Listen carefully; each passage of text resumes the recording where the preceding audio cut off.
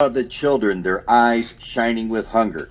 I don't know if you have ever seen hunger, but I have seen it very often. As these words make it plain, Mother Teresa's sensibility to the hungry is evident in the way she was moved by her direct contact with them. She was stirred in the depth of her heart by her encounter with those suffering real physical hunger, as is clear, especially in the way she recounted the stories of her experiences with the hungry. These experiences began when she was a child. Her mother had accustomed her and her siblings to serve and look after people from the street.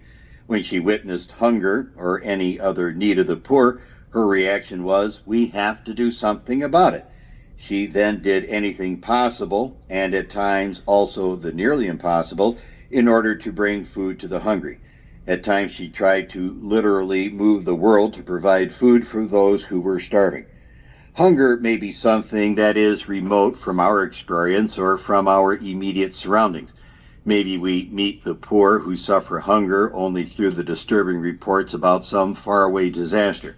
However, if we open our eyes to see, as Mother Teresa challenges us to do, we might encounter many more people suffering from having their basic need for sustenance unmet. Mother Teresa is known not for setting up great programs that resolve world hunger, worthy and necessary as they are, but for feeding the hungry, one by one at a time. Yet in doing so, she made a great difference, first in the lives of those individuals and ultimately in the world. There is another type of hunger that Mother Teresa began to speak of, especially after opening her houses in the West. She often repeated that people are not only hungry for bread, but hungry for love. Though suffering from this need is not commonly referred to as poverty, she realized that this type of poverty was so much more difficult to remove. Thus, it was also this hunger for love that she wanted to alleviate. She challenged her sisters, "You are meant to be that love and compassion to the people here in the West."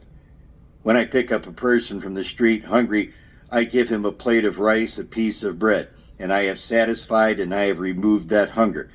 But a person that is shut out, that feels unwanted, unloved, terrified, the person that has been thrown out from society, that poverty is so hurtful and so much, and I find that very difficult. Our sisters are working amongst that kind of people in the West.